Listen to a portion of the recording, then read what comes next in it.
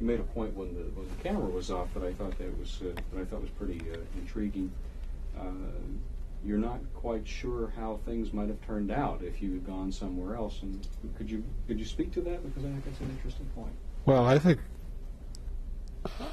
one of the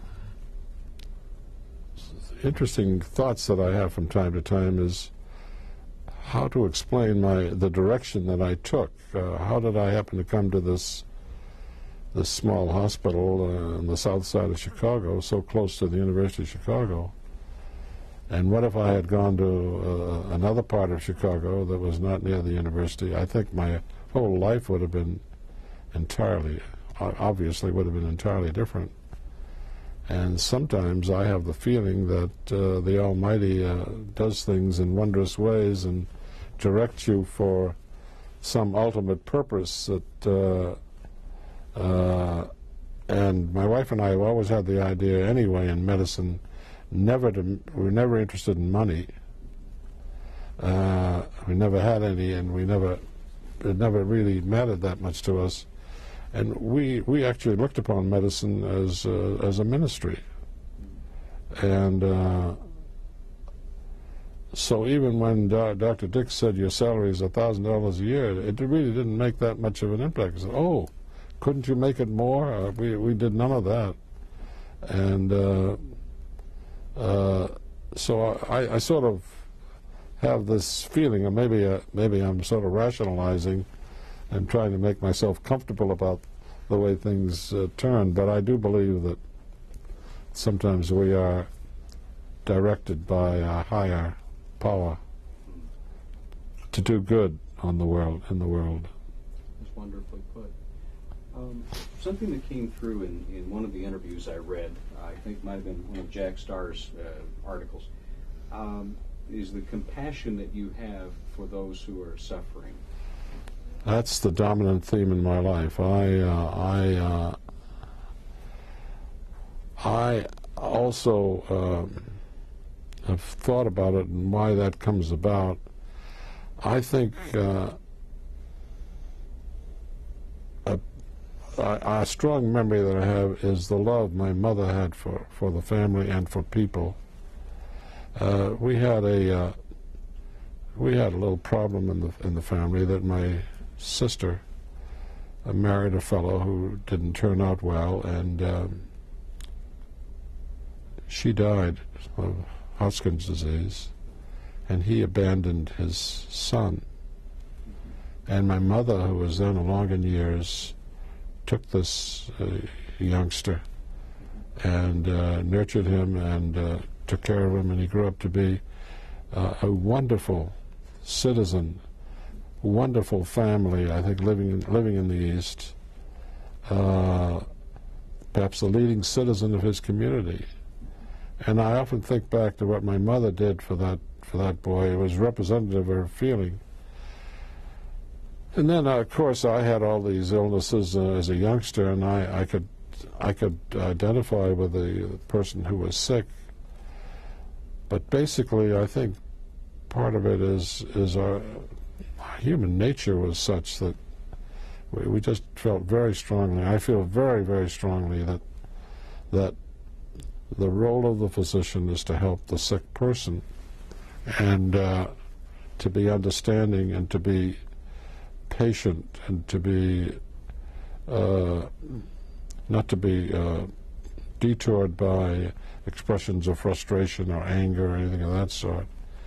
And that remains one of the great themes in my life. And I recall this statement by Francis Peabody of Boston, who in one of his talks concluded by saying that the secret in the care of the patient is caring for the patient.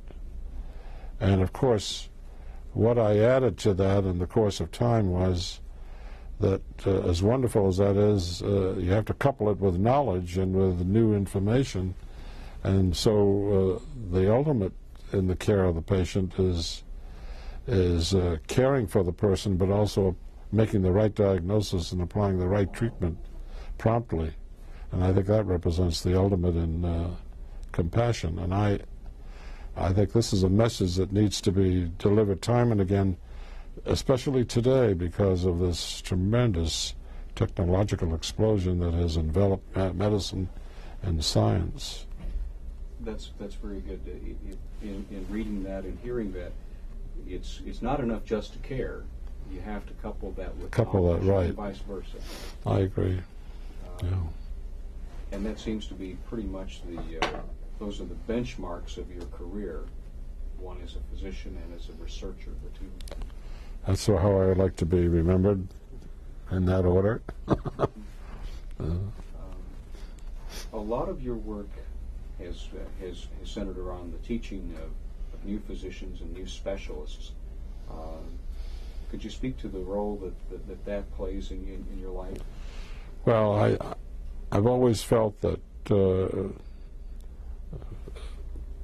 people in academia and people in major medical centers have a very special responsibility, and that is that they should not be contained within themselves, but they should prepare the next generation and the next generation for further progress in the field.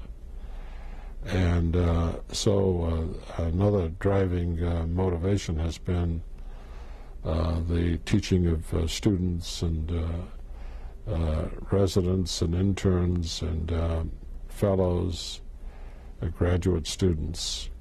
And I think I've trained thousands of students, and as to training in gastroenterology, I must have trained something over 200 people. My wife and I were particularly solicitous about them when they were here, and we would have them to dinner often and try to make life comfortable for them here, and it's been very gratifying to see how well they have done, and we've always looked upon them as our extended family. We have one son and two grandchildren, so we've never had a large family, and we've looked upon these graduate students as part of our family. I'm thinking about some of the remarks you made in your acceptance speech down at Carbondale the other night about how we've just scratched the surface of what we're about to know about. Oh my, yes. To me, this is a remarkable period. I started in the 1930s when life was so primitive, and here now we can look at a single cell in all its dimensions, identify what enters the cell and what leaves the cell, what is on the surface of the cell, and particularly the remarkable molecules that are on the cell membrane. And I would venture that in the next 10 to 20 years there will be remarkable discoveries where everyone is talking about genetic gene therapy, and that certainly is true, but there will be other discoveries. And this, to me, is a most appropriate time when not to decrease the support of research, but to maintain it and increase it. And I must tell you another interesting... Excuse me just a moment, sir. We had a light die. Yeah, I just saw that. Rolling and recording. I thought, boy, he's got a great backlight there, but we're missing something up front. Okay. You recounted an incident during the war in which you feel that, which you believe that Providence might have played a role in the rocket attack on the Belgian Army hospital. What happened that day? Well, this was November 1944, and the Germans had been sending rockets in our general area for quite a while. In fact, we used to have to sleep with our helmets on, just to be sure. And on this particular day, it was a Friday, we had over 1,000 patients in the hospital, and a bomb hit us squarely in the center of the hospital and destroyed the center row of buildings. This was where my office was located, and ordinarily I would be in my office, so invariably I would be in my office getting ready for the rounds and all that. And what in the world kept me out of that office, I still don't know, but we lost a number of doctors and nurses who were killed in that explosion. And the building was built in the form of a square, and the waves created by the explosion ricocheted back and forth and just about destroyed the hospital, but we didn't lose any patients. It was an area for other general hospitals, and so we quickly moved the patients to other hospitals.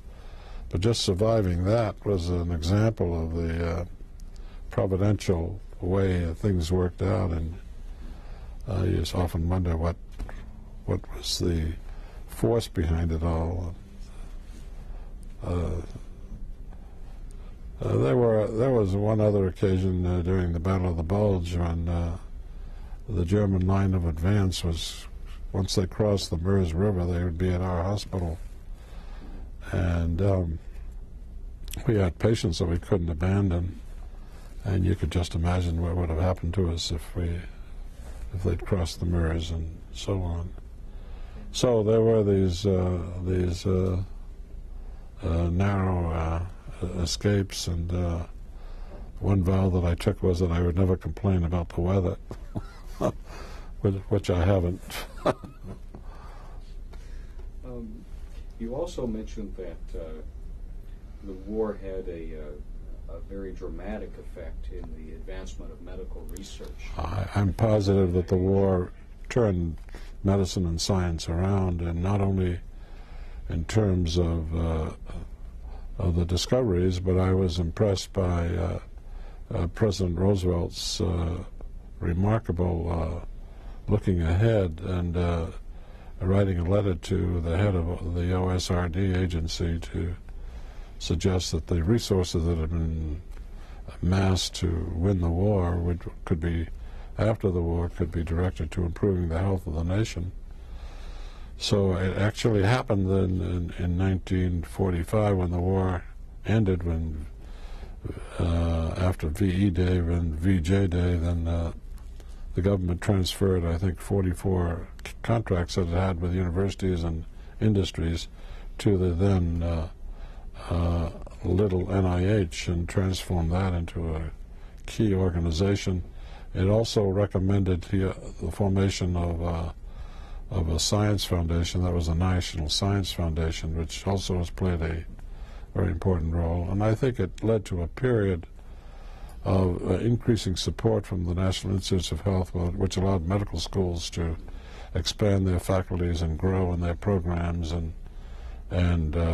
nurture research, so that it became really the dominant country in the world, actually, in terms of medical and scientific research.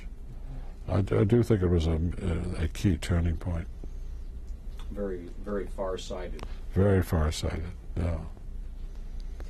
As you look back and take stock of things, what are the things in your professional life that have given you the most satisfaction?